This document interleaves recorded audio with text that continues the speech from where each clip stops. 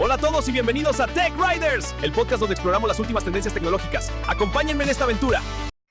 Este contenido es divulgativo y de concienciación en tecnología y ciberseguridad. Los ejemplos y conversaciones buscan entender riesgos reales para poder prevenirlos. No se ofrecen instrucciones para realizar actividades ilegales ni asesoramiento profesional individualizado. Las opiniones son generales y no garantizan resultados académicos, laborales o económicos.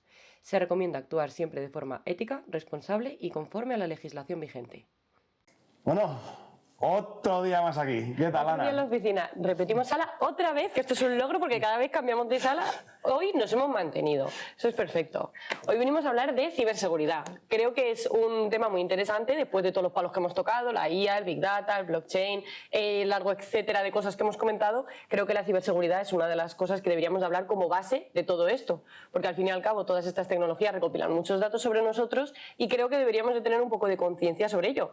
Así que qué mejor que traer a Amanda Segura, nuestra experta de hoy de ciberseguridad, para que nos cuente un poquito. ¿Qué nos puedes decir de ti, para empezar? Pues bueno, lo primero, daros las gracias por estar aquí. Me alegro de que uséis la misma sala. O sea, eso es que se va viendo en popa. Eso está muy bien. Y nada, bueno, yo me dedico sobre todo a la parte de GRC, que es Gobierno, Riesgo y Cumplimiento, que es una de las ramas de la ciberseguridad, pues digamos la parte más estratégica que define las estrategias de seguridad que deben seguir las empresas, ¿no? Un poco desde la base y en todos los niveles, ¿no? Para que también se sientan pues acompañadas un poco qué es lo que mejor les viene, qué implementaciones, herramientas y demás. Y bueno, trabajo en Inetum, así que bueno, también pues os animo a conocer un poquillo lo que hacemos porque tenemos un equipo más súper multidisciplinar que ya os he estado contando también, de hackinético, de SOC y tal, súper potente. Así que, y bueno, yo ya digo, me dedico a esta parte de GRC, pero también pues estoy presente, pues me gusta también ir a eventos, escuchar charlas de todo tipo, porque al final un buen profesional que se dedique a la parte más estratégica, pues también debe conocer de todo el mundillo de ciberseguridad y también me gusta estar en voluntariados para inspirar pues a chicas, sobre todo para que se animen a estudiar pues carreras o grados superiores pues técnicos y demás relacionados pues tanto con la tecnología como con las ciencias y demás. Está muy bien. Y bueno, por otro lado tenemos a Maki, que ya repite otra vez, estudiante del Máster de Desarrollo de Tajamar. Y pues nada, ¿qué más nos cuentas de ti? Yo con todos los podcasts estoy aprendiendo a presentarme mejor y pues siempre básicamente digo que bueno, llegué a esto de casualidad porque busqué en Google de que había trabajo y pues bueno, me ha acabado gustando y ahora estoy contenta, así que aquí estamos. Pues, ¿con qué quieres empezar? Que hay un montón de temas. De hecho te quería preguntar, porque te he estado bichando en LinkedIn, y bueno, he visto que has estudiado también DAO y que de hecho has llegado, bueno, has estudiado DAO y Derecho y has hecho como, y te quería preguntar un poco como, claro, yo tenía la mentalidad esta de si quieres estar en ciberseguridad tienes que empezar por aquí, o si quieres estar tal, y lo que has dicho antes, ¿no? De tenerlo claro a los 18 años. Sí, súper. La verdad que yo, bueno, siempre lo comento y yo la verdad que nunca he tenido vocación. Creo que para mí es bueno. Hay gente que dirá, ¡oh, Dios mío, que no sabes! Eso significa que no estás comprometida y tal. Yo mira, justo esta mañana hablaba con un compañero que cuando hagas algo siempre te tienes que involucrar tanto en las empresas como en las relaciones como si eso fuera a durar para toda la vida. Que luego no pasa, pues no pasa nada. Pero por lo menos tú lo das todo al 100% desde el principio. Entonces yo, como digo, yo nunca he tenido así vocación de nada y de hecho os comentaba antes que nada, mis 3 primeras selecciones en selectividad fueron Derecho, pero la cuarta fue Historia del Arte porque me encantaba y a mí me encantaba Indiana Jones y Tomb Raider y en alguna por ahí de las opciones de la preselección apareció Arqueología también.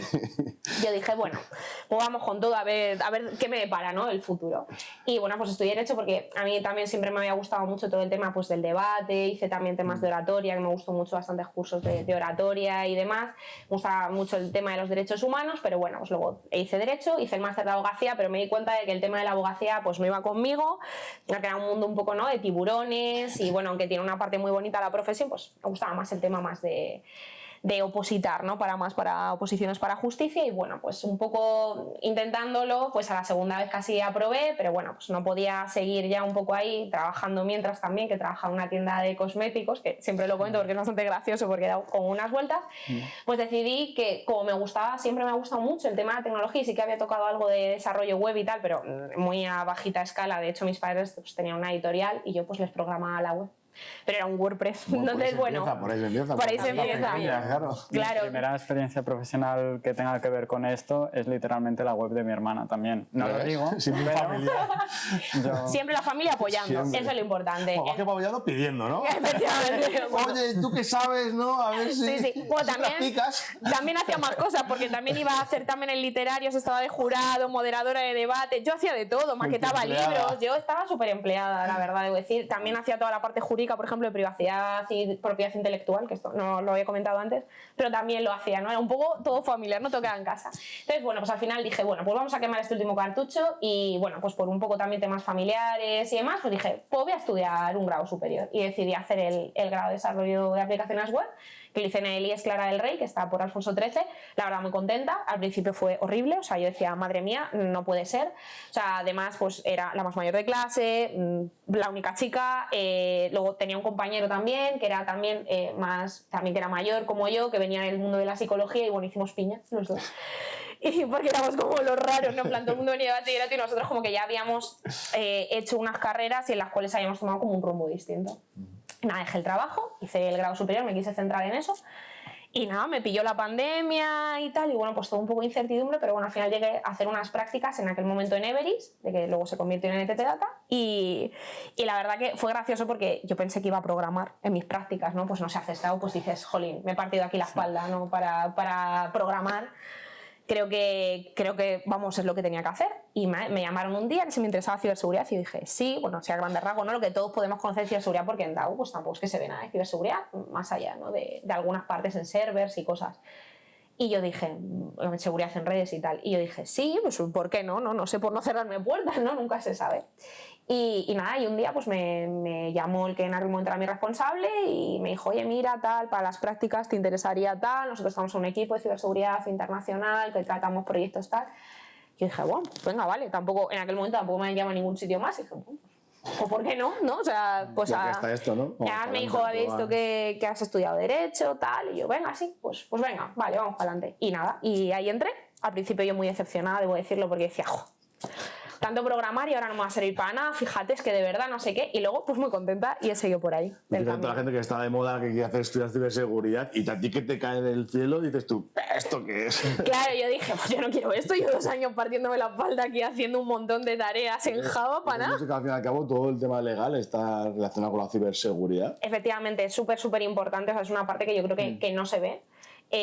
Porque la gente se piensa que ciberseguridad, yo siempre cuendo lo digo muchas veces que soy pues analista de seguridad y demás, la gente dice, ¡guau! ¡Qué glamuroso! Y la gente se piensa que eres el hacker, no eres el Mr. Robot, tremenda Cuando serie. hay Matrix, hay Chemalón verdes cayendo. Os recomiendo la serie esta de Mr. Robot Sí, porque, la he visto. de hecho, yo solo digo que la utilizo en algunas sesiones que hacemos con cliente, por ejemplo, de la parte de awareness and training, de toda la parte de concienciación. Utilizamos algunas partes de vídeos, de por ejemplo, cuando cogen los pendrive, del suelo, tal. Utilizamos esta de concienciación porque es claro, la serie, bueno, es maravillosa, pues sí que la recomiendo.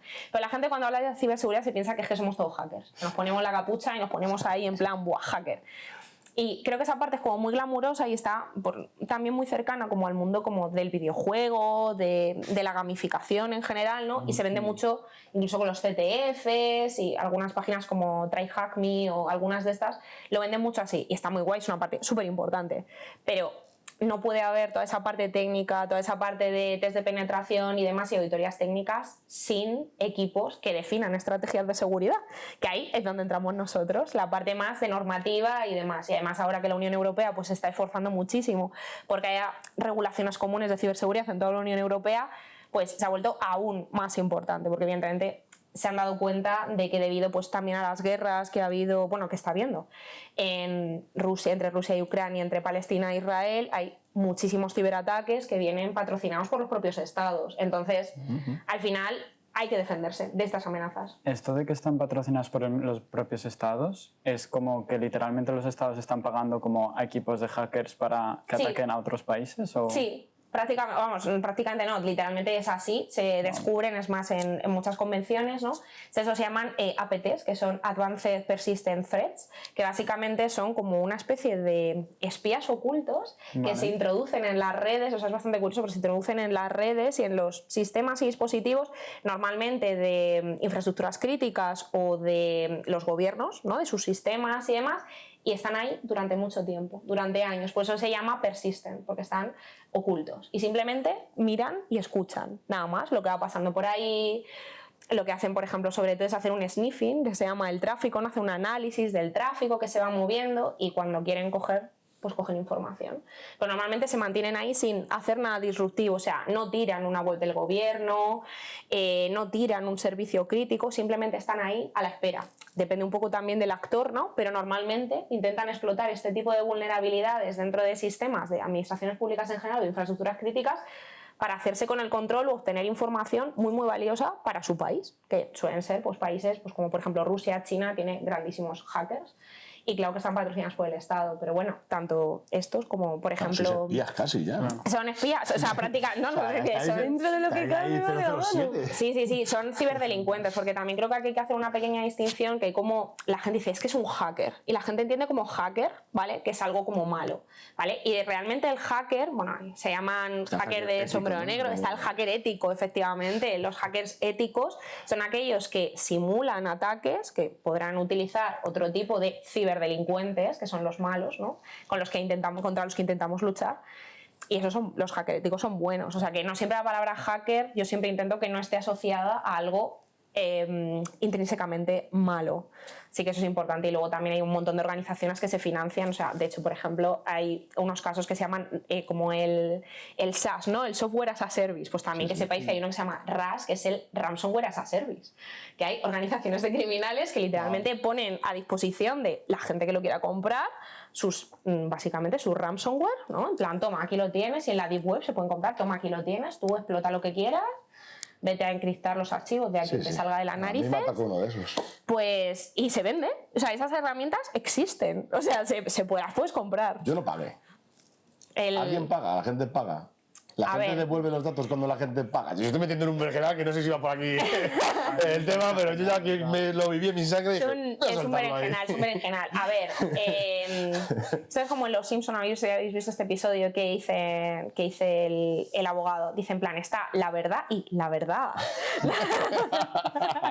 Pues esto es un poco lo mismo, ¿no? O sea, lo que debemos decir es que lo que debemos y lo que se debería hacer es nunca pagarlo, porque además eso no es garantía de que vais a recibir nada. Claro. Yo fue lo que pensé, que no me van a dar nada. Efectivamente. Hay otros... Aclaración, un ransomware es que te encriptan todo y te dicen o nos pagas o te lo rompemos, o cómo es. Sí, esto. Nos lo quedamos normalmente, o bueno, desaparecen tus archivos. Entonces, bueno, ahora sí, eso comentaré pues algunos trucos para que si esto te pasa tengas una opción B, ¿no? Y no tenga que ser pagar, ¿vale? Hay veces que suelen ser cantidades ridículas porque hay gente que... O sea que no, cuando es una gran empresa, evidentemente ellos saben a quién están atacando, piden más dinero, pero hay veces que lo hacen en plan un poquito, en mini. A probar, ¿no? Así funciona. Claro, sí. De hecho hay un tipo de ciberdelincuente, ciberatacante que se les llama script kiddies, que son los niños o los chicos del script, que son gente que suele conseguir en la dark web o incluso en el internet normal, ¿vale? Que suele conseguir scripts y simplemente pues se aburren, no quieren hacer pruebas y atacan empresas y hacen este tipo de cosas. Y es un tipo de ciberatacante, no tiene mucho poder en realidad,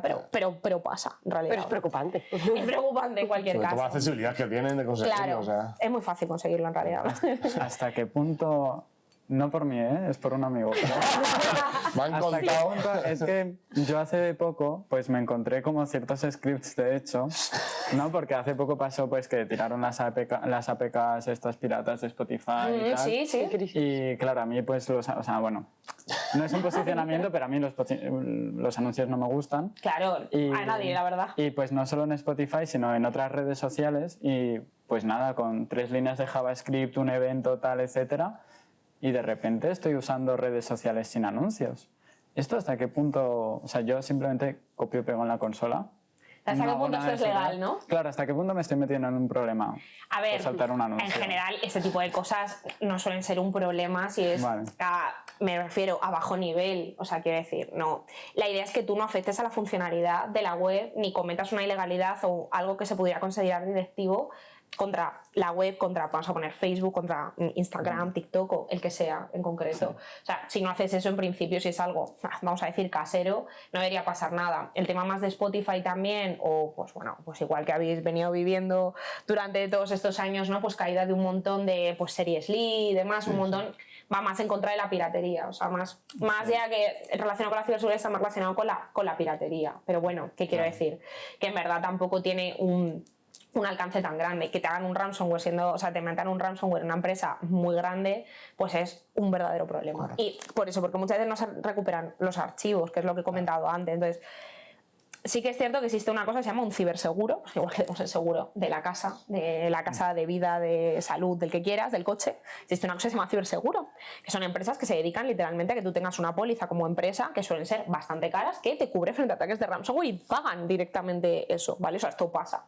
Y los atacantes saben que los ciberseguros existen y que muchas empresas terminan pagando. No se debería hacer, porque ya digo que no es garantía de recuperar los datos. Para eso, como digo, y iba a decir antes, pues por ejemplo, consejos, tener copias de seguridad, no conectadas a internet.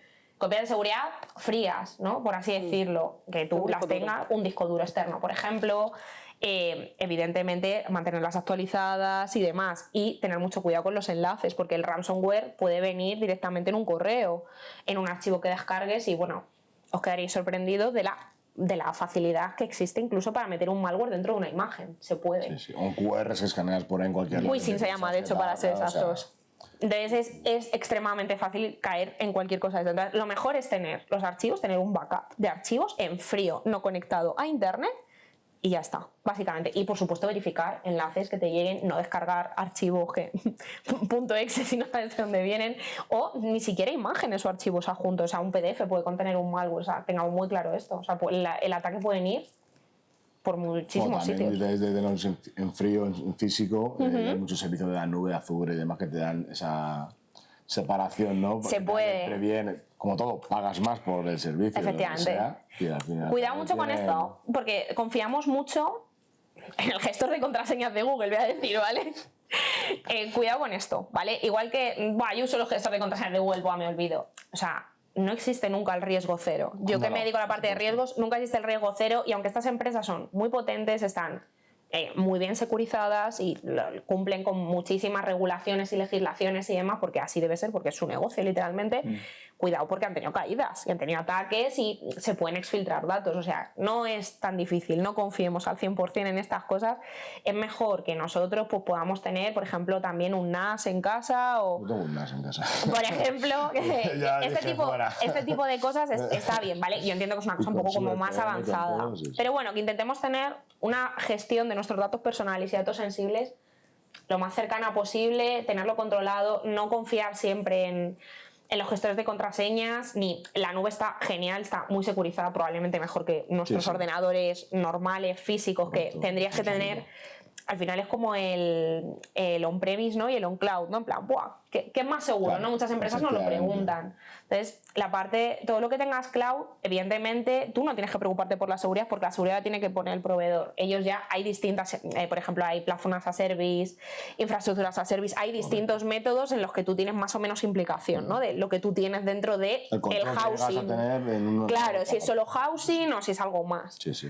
Pero, evidentemente, aunque tú derivas toda la responsabilidad de seguridad en el proveedor, pues tienes que tener también un cierto cuidado. Claro. Por ejemplo, el tema de las credenciales. Pues claro, si te filtran las credenciales, pues bueno, a AWS o Azure le va a dar igual, porque si tus credenciales se han visto filtradas, alguien va a entrar con ellas. Entonces, por tanto, va a poder hacer igual, ellos no van a poder hacer mucha cosa en general. No voy a decir la empresa ni el cliente, colaboré con una empresa que se gastaron unos 100.000 euros en un sistema de seguridad espectacular. Claro. Y tenía la contraseña en un POSIT. Efectivamente. Efectivamente. Tío. Efectivamente, sí. Claro, es que yo ahí no puedo hacer mucho. Lo que hablábamos el otro día en la llamada previa, lo de las empresas grandes son un búnker, el problema son los servicios, que lo comentabas. Efectivamente, sí, el problema, además, de hecho, casi todos los ciberataques siempre escuchamos, pues claro, es que Iberdrola, es que Santander, que grandes nombres, ¿no? Grandes palabras que decimos, ¿no? Grandes empresas que se han visto involucradas en ciberataques, que es algo muy común, quiero decir, pero que han sabido atajar. Hace poco el Corte Inglés también, que de hecho hizo un comunicado y todo esto, ¿no? O sea, en realidad es muy normal que eso pase, pero tenemos que pensar que esas grandes empresas no suelen tener el problema, lo suelen tener proveedores, terceros, que evidentemente son el último eslabón de la cadena, pero que gestionan la base de datos X de cualquiera de estos clientes. Y al final no tienen la seguridad, pues no se la pueden permitir, evidentemente, no tienen la seguridad que tiene un Iberdrola, un Santander, un BBVA, un Repsol. Es que la empresa grandísima que quieras, que son búnkeres, o sea, de verdad están... O sea, Sí, sí. el nivel de ciberseguridad en España creo que está bastante bien. Sí, sí. Y invierten dinero en ello. Ah. Pero hay empresas pequeñas pues que a lo mejor no le dan ese no le que no dan llegan, eso, tienen claro, no le dan esa otras importancia y pasan estas cosas. O sea, los riesgos de cadena de suministro ahora mismo son uno de los top 10 en todo lo que son amenazas y demás de ciberataques. Los riesgos de proveedores son lo más, o sea, están en el top total. Claro. Vi hace poco lo de, no me acuerdo si se llamaba XYZ o algo así, una librería que al parecer usa casi todo el mundo por algo, no sé si de PDFs o tal, y al parecer había una persona que la pobre persona debía estar como reventada porque llevaba años sosteniendo como una pieza clave de internet como en un repositorio como prácticamente ella sola, y alguien le estuvo ayudando durante 3 años y cuando había ganado su confianza metió algo que yo no sé de ciberseguridad, así que Sí, no sé algún qué tipo era. de malware o algún tipo de vulnerabilidad en el código Claro. y demás. Y al parecer afectó a medio mundo. O sea, como que se pilló rápido, como que alguien dijo, uy, esto está tardando en cargar un poquito demasiado, y entonces lo descubrió. Pero claro, yo esto, cuando lo decías en la llamada, no lo entendía mucho y luego estuve investigando. Esto de los proveedores es que yo, por ejemplo, trabajo para... Bueno, Para que te hagas una idea, Fuente Arquillo. el banco Si para el quieres que yo patrocinarnos. trabajo, para el que el cliente para el que yo estoy haciendo un proyecto, tiene varios seguros, o sea, tiene los seguros por un lado, la plataforma de pago cruz por otro, o sea, hay una cadena, pero es que no sé si puedo, hasta qué punto puedo decir para quién trabajo. No se debería decir. Pues no lo digo, pero tiene como, o sea, va por Es algo servicios. común, sí. Cuando programas X cosa, pues tienes una pasarela de prueba, obviamente no trabajas con la original, Lógico. de ese servicio, entonces van pasándose los datos. Entonces, por ponerte un ejemplo, pues para el proyecto para el que yo, que iba a decir, no me No, pero Maki, tú estabas con banco, Stripe, ¿no? Por ejemplo, con la pasarela de pago. Ahí Claro. tienes una plataforma que Si tienes Stripe, datos de pruebas. pues, a Imagínate que a través de ese modelo de datos consigues llegar a datos de Stripe de verdad de producción. Claro. ya. Pero sí es que es mucho más fácil que eso. O sea, hoy por hoy, muchísimas empresas, ¿vale? Prácticamente cualquiera. La parte de gestión de recursos humanos, hay muchas empresas que lo tienen externalizado, ¿vale? Es una tontería, pero la parte de gestión de nóminas y demás tienen un ERP, que se llama, que suelen gestionar pues nóminas, tal, hay un montón de ERPs, o sea, mogollón, ¿vale? Y esto normalmente suele estar externalizado, las empresas contratan, bueno, software as a service, conoceréis millones, bueno, el que quiera, ¿vale? O sea, no voy a poner, porque es que es una cantidad infinita. Pero, por ejemplo, el caso de las nóminas y de recursos humanos es una cosa que normalmente hay muchas empresas medianas, grandes, ya suelen tener un equipo interno bastante importante, pero están externalizadas. Incluso, por ejemplo, la parte legal. Esto parece una tontería, ¿vale? Pero la parte legal hay muchos clientes grandes, ¿vale? Muchas empresas grandes que tienen un pequeño grupo o un pequeño departamento legal dedicado, pero hay muchos servicios de legal, por ejemplo, como digo, de gestión de nóminas que externalizan en empresas pues expertas, ¿no? Pues para alguna cosa puntual. Sí que evidentemente pues tiran de sus equipos internos, pero mucha parte la tienen externalizada. Sí. Esto es el día a día de las empresas grandes, ¿vale? En España y en todo el mundo. Vale, tú no sabes esa persona o esa gestoría que está viendo esas nóminas o ese departamento legal de otra empresa que te está dando ese servicio, cómo tienes securizado, tú tienes lo tuyo. Tú sabes cómo está lo tuyo, pero cómo está tu casa de limpia. Pero cómo está la casa de limpia de los demás ya...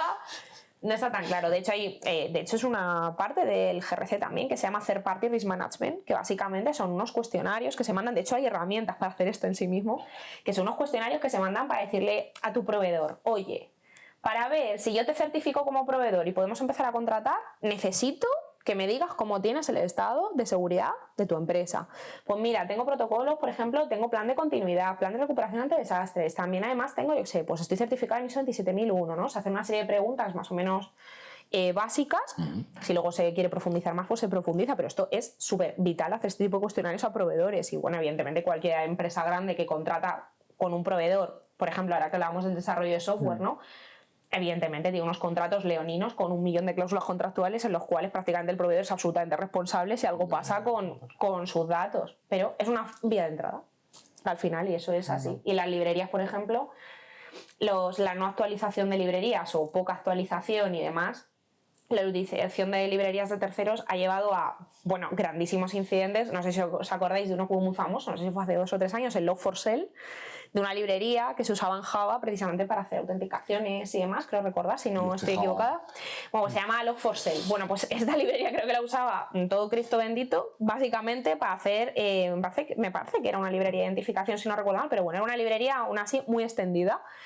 Y encontraron una vulnerabilidad crítica en ella y claro, que se explotó y demás. Y bueno, y esto fue un caos porque hubo que cambiar la librería, actualizarla. Bueno, fíjate, o sea, fue horrible. Y son cosas que muchos programadores, por ejemplo, utilizan, que no es que estemos poniendo la culpa, por supuesto, en el desarrollador, en el programador, porque también hasta dónde va tu responsabilidad, ¿no? Como todo. Claro. Pero cuidado con esto. Hay que llegar yo, o sea, porque yo realmente soy bastante piqui, entonces cuando llego a un cliente le digo, ¿pero qué haces con esta versión? Esto hay que actualizarlo a la LTS, esto no sé qué, no sé cuándo. Es que esto funciona. Es que el migrar esto a esa versión conlleva desacoplar servicios, hacer un no sé qué, hacer no sé cuánto. Es decir, o sea, como tienes hecho una maraña ahí, prefieres seguir con las vulnerabilidades que eres consciente. ¿Cómo aterrizas eso a un cliente? O sea, o mejor, a ver, ¿qué te has encontrado? Porque habrás ido a muchos clientes. ¿Qué es lo peor que te has encontrado en un cliente? ¿Y cómo le has hecho decir, cómo le has conseguido decir, cambia eso, que no puedes seguir con eso así? O sea, ya es prioritario, es tu prioridad uno, tu seguridad. Hay Porque es muy difícil, los clientes no invierten en eso. No, de hecho hay bastantes memes que os animo a buscar de ciberseguridad, en plan de lo que invierte una empresa que no ha tenido ningún ciberincidente en seguridad, lo que invierte, y te pone como un billete de $5, ¿no? Y en plan, luego, una empresa que ha tenido un grave ciberincidente en seguridad, lo que invierte es, pues, y en plan, toma todo mi dinero, ¿sabes? En plan, porque al final el impacto no solo económico, sino reputacional que tienen las empresas cuando tienen un ciberataque masivo y muy importante es enorme. O sea, y muchas veces no valoramos, evidentemente, lo que tenemos hasta que lo perdemos y dices, buah, eso a mí no me va a pasar, o bueno, no, yo esto está seguro, tal, y al final llegan porque todos lo hacen. Tengamos en cuenta que los ciberdelincuentes siempre van un paso por delante, siempre tienen las mejores tecnologías a su disposición, que no es que la gente que hacemos el bien no las tengamos, pero el mal siempre va por delante. Esto es un hecho y pasa, pues también pasa en las películas, ¿no? De los villanos siempre van un paso por delante, esto sabemos todos. Entonces, pues hay que tener mucho cuidado con esto. Y, por ejemplo, hay mucho problema con todos los sistemas y con todas las aplicaciones de tipo legacy, ¿no? O sea, vosotros sabéis que, por ejemplo, en todo el sector bancario pues utilizan lenguajes de programación como muy antiguos, como COBOL, por ejemplo, ¿vale? Que mucha gente piensa, es que no es vulnerable, porque claro, ni Cristo bendito sabe COBOL, entonces, pues bueno, no pasa nada, ¿no? Aquí, ¿quién va a querer atacar esto?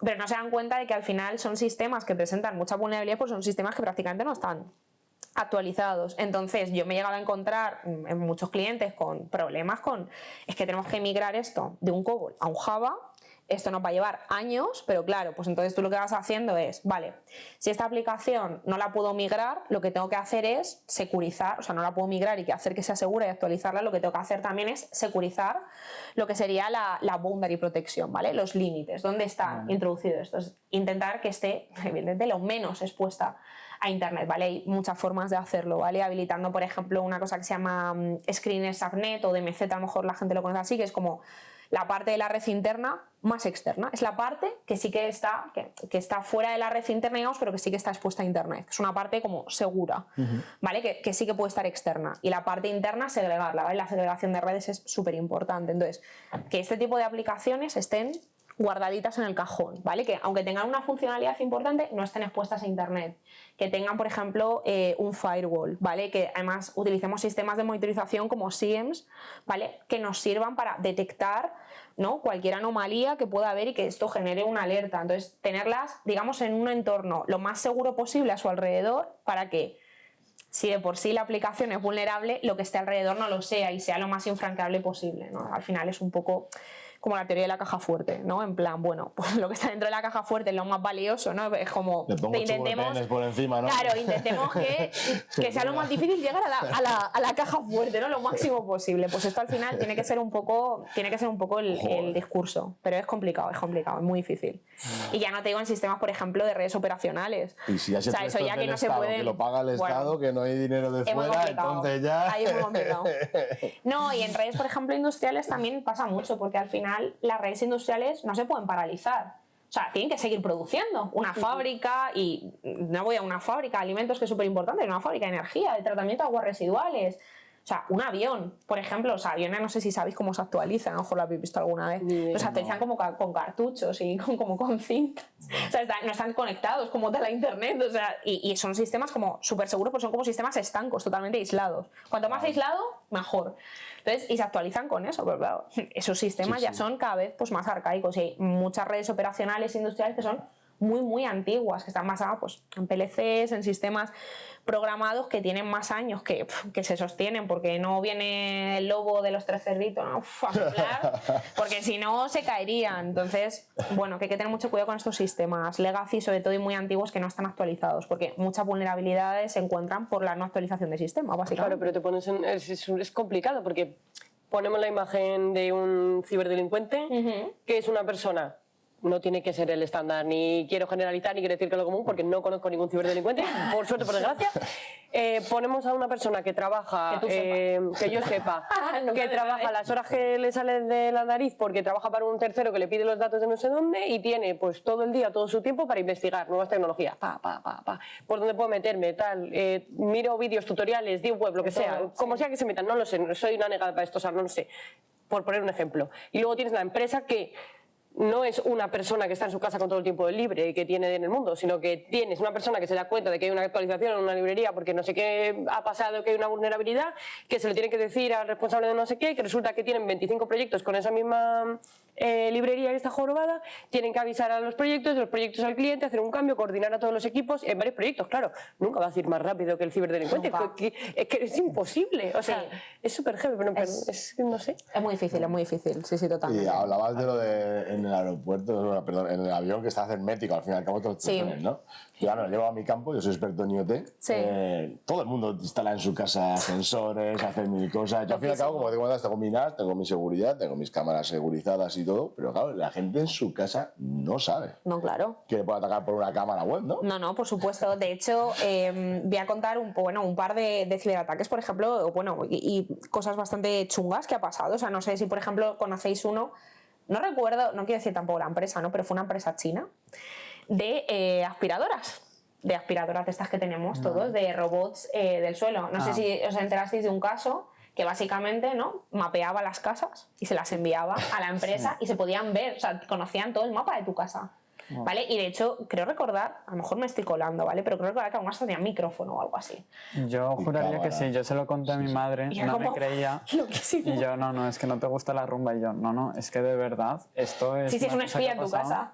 Pues el mío es tonto porque puede tener mucho mapa de casa, pero está todo el rato dándose con cosas y va completamente. Ya te digo yo que hay alguien allí en la empresa mirando cómo es tu casa, cómo es el plano, y tú piensas, ¿y para qué pueden querer esta información? Da igual, pero la cosa es recopilar información, la que sea. De hecho, bueno, que los móviles no se escuchan, evidentemente, no es ningún secreto, ¿sabes? Todo el mundo, ¿no? Hablar de cualquier cosa y ver un anuncio, al final es una cierta vulneración de tus datos personales, ¿no? Porque tú no sabes lo que puedes estar comunicando y al final es tu privacidad, ¿no? Esto es un problema. Pero, por ejemplo, con los dispositivos IoT, comentaba de la rumba, de las congas, del que sea, ¿vale?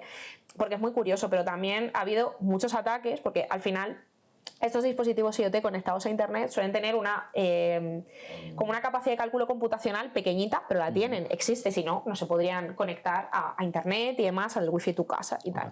Entonces, esto se ha utilizado, por ejemplo, hubo una botnet, ¿vale? Una botnet es como una red de zombies, ¿vale? Suelen ser normalmente ordenadores esclavos de uno maestro que los dirige para atacar, normalmente hace un ataque de DOS, de negación de servicio distribuido, que se suele llamar, pues a una página web, un servidor y tirarla, ¿vale? En general, esto muy hecho, o sea, se hace mucho por los hacktivistas, pues en el caso de que estén pues, en desacuerdo pues, con un gobierno y demás, por grupos como Anonymous y demás, que en gran parte de su labor es tirar este tipo de páginas web o de un proyecto o de gobiernos que han emprendido una guerra, cosas así, ¿vale?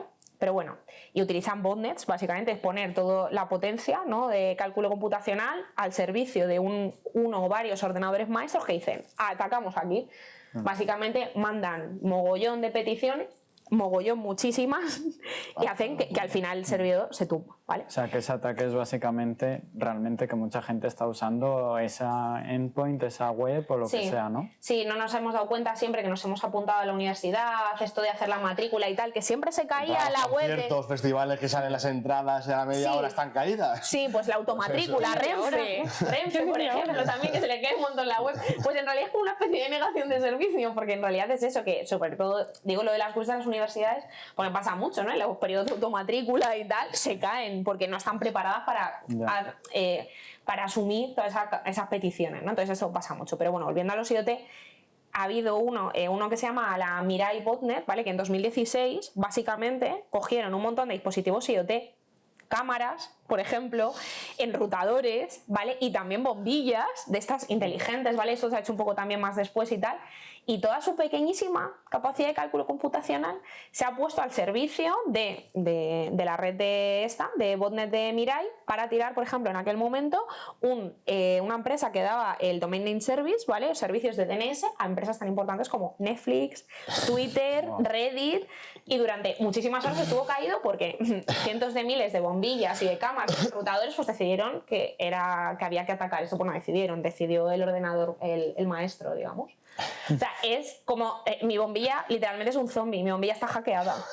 O sea, creo que es el título para un podcast. Mi bombilla está hackeada. ¿No? Que tu bombilla no responde. Que claro, normalmente es por detrás que te están utilizando tu capacidad. Depende, puede ser, porque muchas veces, por ejemplo, en los ordenadores es algo más claro, pero en los ordenadores, por ejemplo, suelen ser procesos en segundo plano. Claro, normalmente. O sea, hay muchísimos programas, por ejemplo, que tú puedes estar en el móvil, ¿no? Que minan criptomonedas, como juegos, por ejemplo, los crypto games y todo esto, por ejemplo, y son procesos en segundo plano. Y tú con el móvil también puedes estar en una botnet, tu móvil. Dices, uy, si es que se me acaba la batería muy rápido, ¿por qué será? Pues eso es que probablemente haya algo corriendo, aparte porque el móvil puede estar antiguo, ¿no? La obsolescencia programada y tal, pero puede ser que haya algo que esté corriendo ahí detrás que tú no estés viendo, y en tu ordenador igual. Pues en una bombilla pues puede ser que pase lo mismo, pero al final como una bombilla solo se apaga y se enciende, pues tú dices, bueno, a lo mejor pues no se está mal, está rota, tal. O incluso a lo mejor hasta sigue funcionando. Imaginarme a la gente en su casa de no funciona Netflix, las bombillas están cortocircuitando. ¿Qué está pasando? No, yo me imagino a la persona que lo hizo en plan de acercándose a alguien por la calle en plan de ya no puedo aguantarlo más de he hackeado Netflix con bombillas. Y de irse corriendo en plan de ¿qué cojones? O sea, es que literal, sí, es totalmente posible. Lo que pasa es que además porque normalmente este tipo de dispositivos nadie los securiza. O sea, tú te enchufas la bombilla, o sea, la conectas a tu wifi, la pones la luz, la conectas con el wifi y dices, bueno, ya te olvidas. Ni actualizas el firmware porque que te da igual. Eso al final, quiero decir, eso tiene, no voy a decir puertos porque en realidad no son puertos, pero tiene servicios que tú no estás utilizando y que están ahí activos. Tú no cambias ningún tipo de contraseña, o sea, normalmente es imposible hacer las contraseñas de este tipo de dispositivos, pero que es una serie de cosas que tú nunca te planteas de si esto lo tienes que securizar y lo dejas ahí, que vaya pasando y dices, bueno, no pasa nada hasta que un día pues pasa. Te hackea la bombilla. Te hackea la bombilla. Buenísimo. Es que me parece mi bombilla ha sido hackeada. Pero, claro, nos contaste que con esto consiguieron tumbar un aeropuerto, ¿no?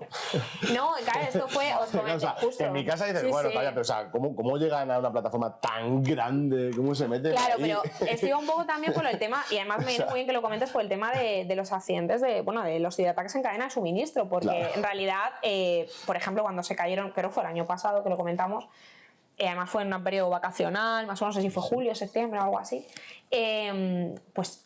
hubo un pantallazo azul, literalmente, de todos los equipos que corrían con Windows en un montón de aeropuertos, estaciones de autobuses, tal, y todo el mundo, ¿qué está pasando? Fíjate.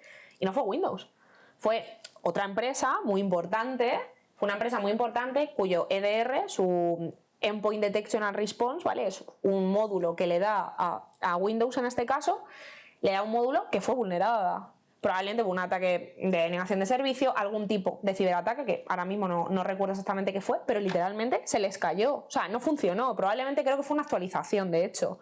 Una mala actualización hecha en un momento. Mala actualización. Puede ser una actualización. Pero da igual, o sea, cualquier tipo de ciberataque. Y por ejemplo, es que no vemos lo vulnerables que somos. Y no estoy hablando de una empresa de tercer, cuarto, quinto nivel, estoy hablando de una empresa que no es tan grande como Microsoft, por así decirlo, pero prácticamente podría serlo. O sea, a nivel de seguridad en el mundo. Y fue, claro, tuvieron que pagar en penalizaciones y tal, lo que no está escrito, y fue una cosa de ellos, no fue cosa de los sistemas Windows. Bueno, al final pues se cayó y esto pasa, por no tener alguien que le dio mal a la tecla de la actualización, no salió bien, no se desplegó bien, vosotros ya lo sabéis que estas cosas pasan y pasó. Era mi primerito día. Era mi primerito día, alguien borró la base de datos completa. Vaya. Delete from asterisco. Tú vaya. Qué bueno, qué bueno. Sí, Es que me quedo tiesa con lo de la bomba. Y yo tengo una pregunta, como a lo mejor más llana, pero hace poco hackearon a mi madre. Oh, Bueno, Dios mi mío. madre me dijo súper preocupada que la habían hackeado. Además, como diciéndome, creo que ha sido de este país porque me han mandado un correo y tal, y no sé qué, imaginándose, pues eso, a Mr. Robot, como alguien total. como mirándola a través de la ventana. Y yo, no, mamá, esas cosas no son así. Y yo, en verdad, súper bocazas porque tampoco sé cómo son.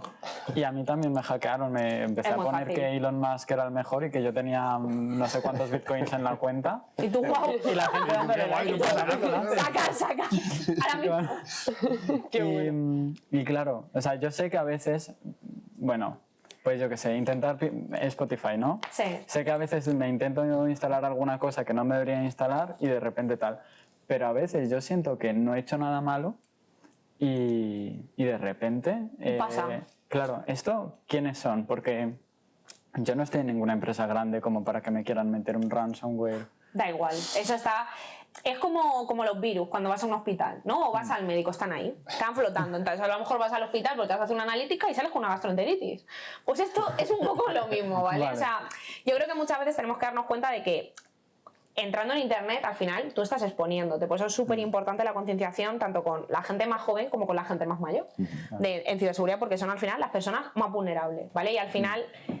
El eslabón más débil de toda la cadena, incluso en las empresas, son sus propios usuarios, somos nosotros. Y ya no por hablar de que caigan en cualquier cosa, sino en los propios errores. Entonces es súper importante concienciar con esto. Entonces, no es que te metas en ningún sitio, es que por internet lo hay, pero simplemente... Además, bueno, no me voy a poner a decir que... Porque, claro, ya aquí la gente dirá, bueno, es que claro, es que estamos atacados por todos los lados. O sea, pensad que, por ejemplo... hay organizaciones de ciberdelincuentes que se dedican a prácticamente a robar los dominios, porque tú no tienes tu dominio securizado, porque también esto puede pasar, ¿no?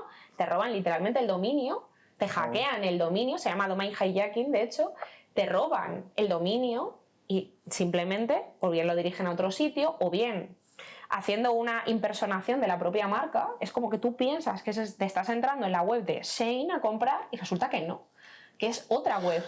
¿Vale? O sea, y esto es súper importante. Y simplemente por esa tontería pasa. Y luego no hablemos, por ejemplo, de lo típico que todos nos habremos descargado, el Ares, el Emule y tal, que descargan mogollón de... Bueno, ya ves, es que descargan mogollón de malware y luego tienes muchos tipos de malware como el spyware, por ejemplo, que espía lo que haces y demás, y que muchas veces simplemente por meterte en determinadas páginas web que a lo mejor son lícitas, ¿vale? Que a lo mejor son lícitas, simplemente que son hackeadas en parte, ¿vale? En alguna parte puede ser incluso simplemente un encabezado de la página o algo así que tú no estés viendo y te está descargando un malware en segundo plano.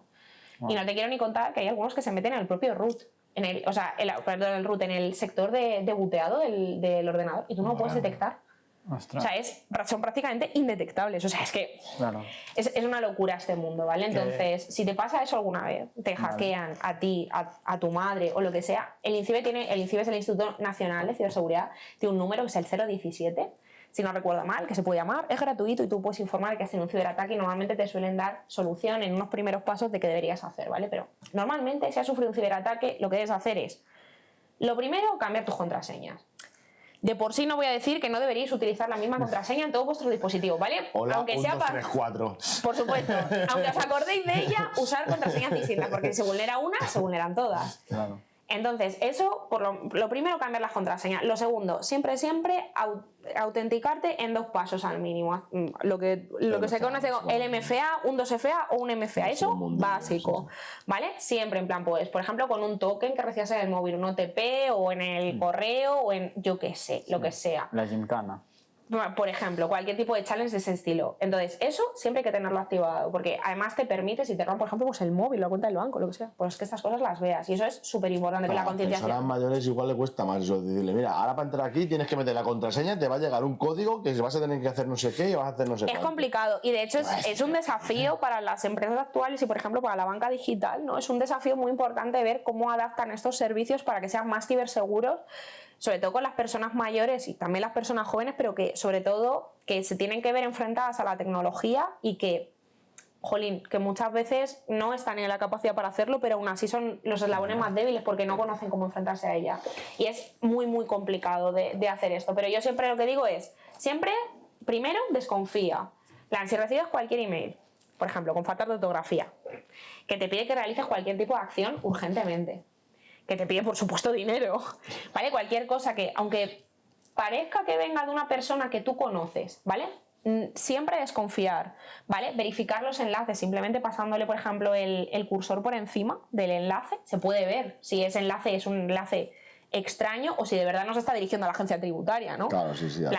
También si recibes pues lo típico, ¿no? El típico SMS, ¿no? Se llama smishing, es un tipo de phishing. Si tú recibes un SMS de la DGT diciendo que te han puesto una multa y tú no conduces, hombre, quiero decir, desconfía.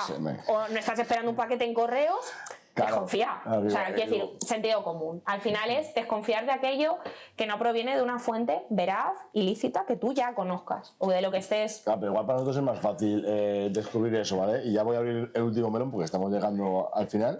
Y es, por ejemplo, la inteligencia artificial...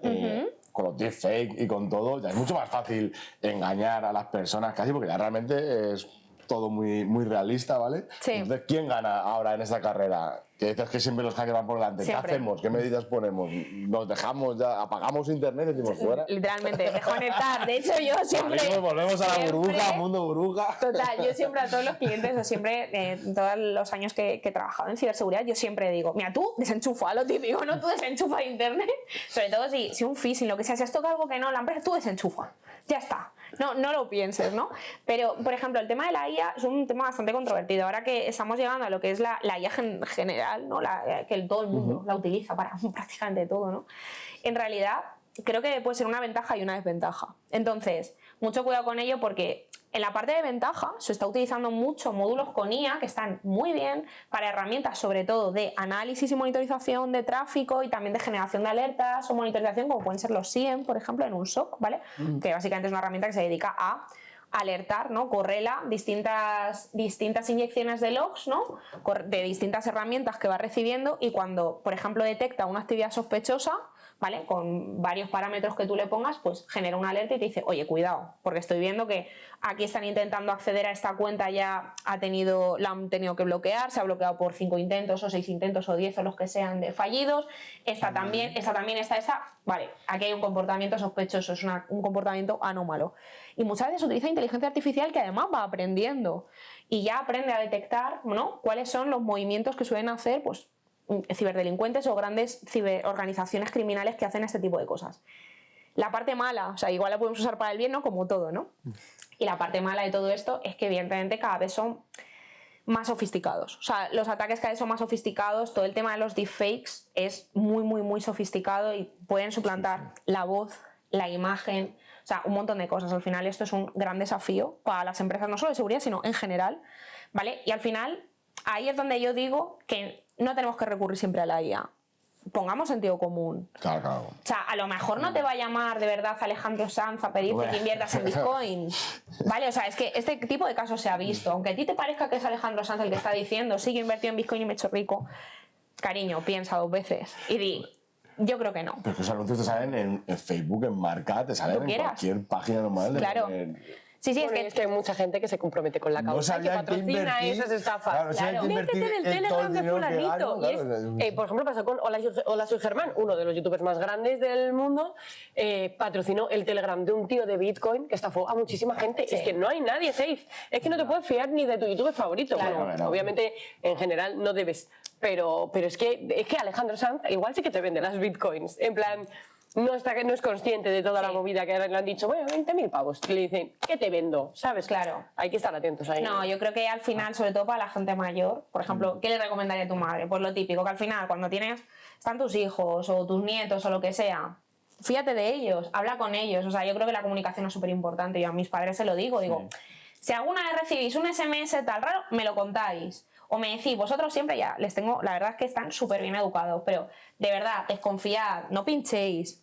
Tampoco me lo reenviéis si puede ser, ¿vale? Porque también reenviarlo suele suponer propagarlo, ¿no? Pero bueno, pero desconfiad. Entonces ya les estoy muy enseñado. Si eso siempre Creo que las nuevas generaciones tenemos que estar muy atentos y ayudar a la gente mayor igual que les hemos configurado el WhatsApp y el email en el móvil, porque esto es lo típico, pues estar ahí para decirles, oye, pregúntame cuando tengas alguna duda porque yo voy a estar aquí pues, para ayudarte y revisar que esto sea así y enseñarles a lo que se tienen que fijar. Claro. Y por ejemplo, copiar los enlaces y pasarlos por virus total ya no es suficiente, ¿no? No, evidentemente hay muchos, porque es lo que comentaba antes, también la parte del domain hijacking, por ejemplo, hay veces que te roban el dominio y el dominio es lícito. No pasa nada. Me ha pasado hace poco que, bueno, para ciertas comunicaciones más tal, pues yo usaba una página de encriptación y con esto del alfabeto cirílico y tal, o sea, ya ni siquiera domain hijacking, sino simplemente hacer un clon de la página, poner un dominio que a la vista es el mismo, pero no es el mismo. Sí. Y pues le di a inspeccionar scripts porque dije, uy, qué raro, no, me ha pasado la misma URL, pero como que veo mi URL y la suya. Y no es exactamente igual. Hay una letra, una I, un poco raro ahí. O una A, o una R, o una N, que son diferentes. Claro. Esa pequeña tontería. Pues ni siquiera, era como que ocupaba como más espacio, pero a la vista era lo mismo, era muy raro. Sí, porque le meten como microespacios. Sí. Porque con los caracteres así además se puede hacer y tal. Sí, es que, quiero decir, están muy adelantados, o sea, saben todas. O sea, es que hay que estar extremadamente atentos. Y siempre ir con un poco con la desconfianza por delante. O sea, al final es como, yo qué sé, cuando llevas dinero o... Tú piensas que lo que llevas ahí es dinero, es tu cartera, tal. Tú siempre el bolso lo tienes que llevar agarrado, o la mochila tienes que llevar tal. Pues eso es lo mismo. Al final es tener la misma precaución. Estar atento siempre, alerta. Es que hay un problema ahí, quiero comentarlo por lo del Spotify que cayó hace poquito. Sí. Yo estoy en un grupo con un montón de gente que se junta para conciertos y tal, entonces pues de vez en cuando bicheo. Claro, se cayó lo del Spotify, obviamente es un montón de adolescentes que no tienen la pasta, yo ahora me lo pago, pero hasta hace 1 año y medio yo seguía con la versión de sí, la PK. La pirata, porque ¿qué coño me comí yo 25 anuncios? Me niego, perdón. Yo lo siento, pero es la realidad. Estamos en Spotify. Yo lo sé, Queda feo. yo lo sé, pero ya lo pago, ya soy una persona responsable, lo pago. Por todos lo que me están cobrando vale por todos los años que no lo he pagado. Entonces, la cosa es que me meto en el grupo y estaban todos como puñeteros zombies. ¿Quién tiene la PK de Spotify? Casi muriéndose, pero por favor, pasadme la PK. ¿Qué pasa? Que estaban todos locos pasando un montón de archivos, un montón de cosas muy raras.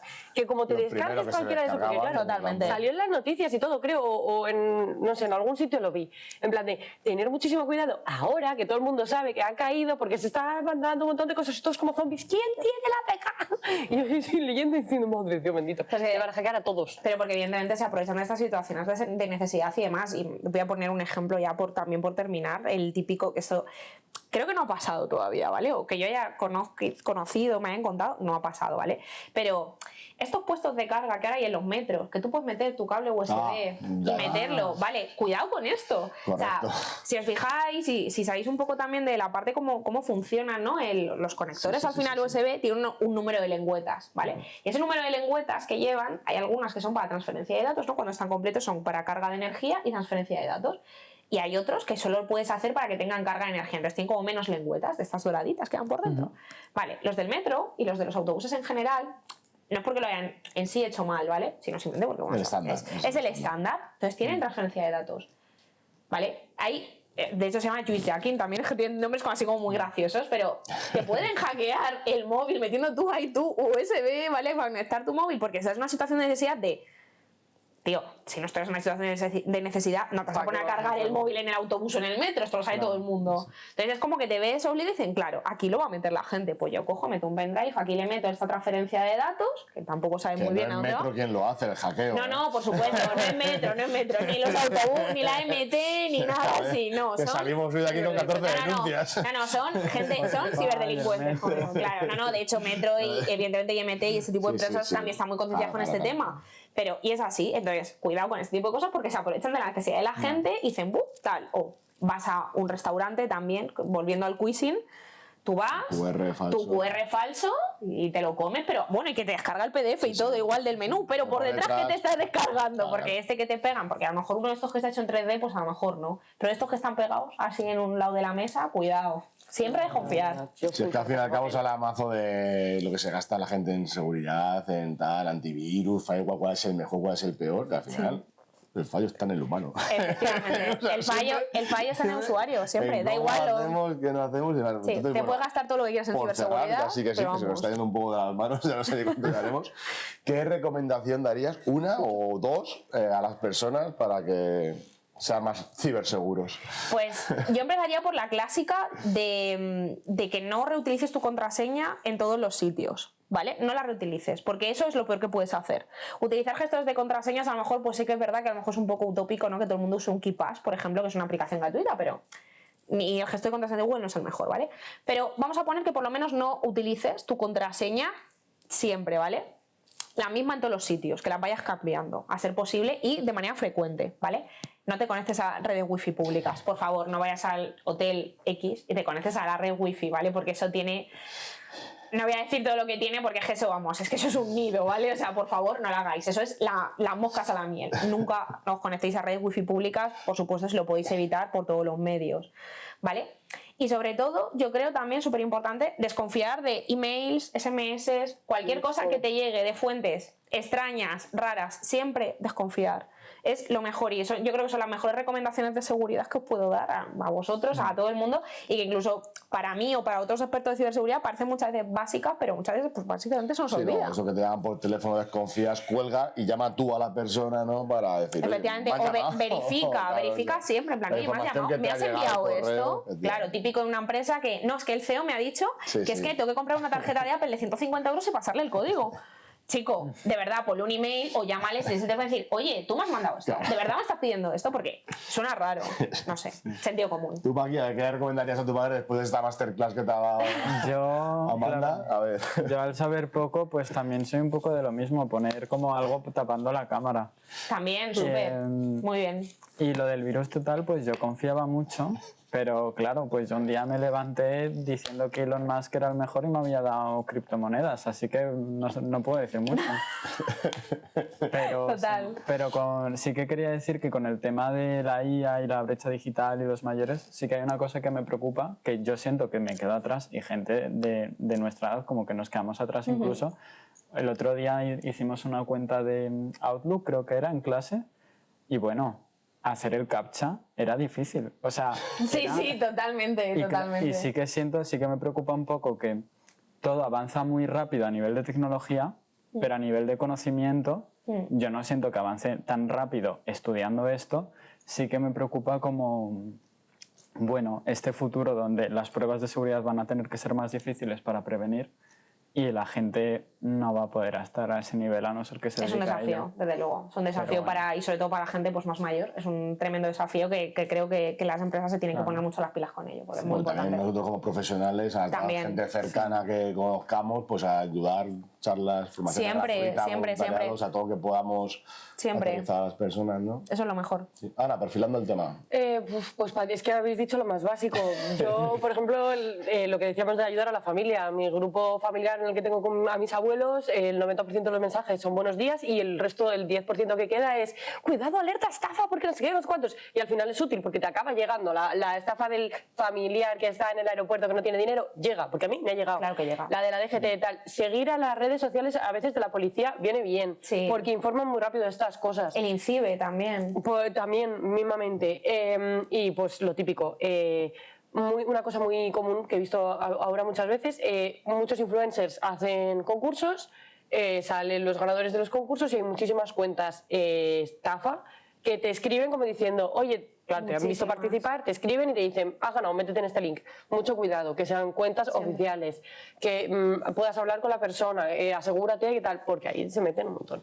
Y verificar. Pues, perfilar, porque es que realmente creo que ha quedado todo muy claro. Estoy contentísima. Perfecto, pues efectivamente, muchas gracias Amanda por este pedazo de conversación, por todos los casos que nos ha aterrizado. Y a Maki también, sobre todo. A vosotros, mis compañeros de siempre, a vosotros que nos escucháis y a ti, Sergio, a ti también. A ti también, es importante. Sobre todo recordar a la gente que las prisas en internet es la peor consejera, ¿no? Y la duda, la mejor aliada. Sí, el sentido común siempre. Toma, pues nada. la reflexión. Qué bueno. Con esto nos despedimos. Muchas gracias a todos. Seguidnos en redes. Adiós. Divino. Pues ya está. Un día más en la ciudad. Esto ha sido bestial. Nos vemos en el siguiente con más contenido tech.